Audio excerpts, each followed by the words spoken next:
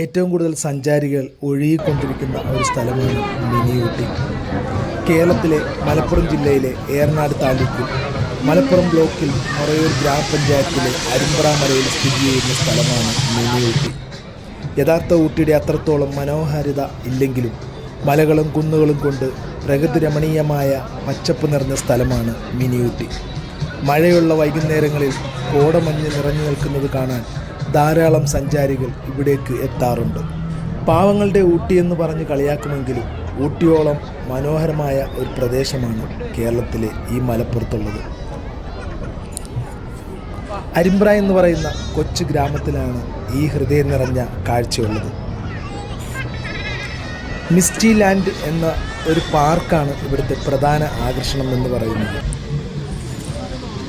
മറ്റുള്ള പാർക്കുകളെ പോലെ തന്നെ കുട്ടികൾക്ക് വേണ്ടി റൈഡുകളും കൗതുക കാഴ്ചകളും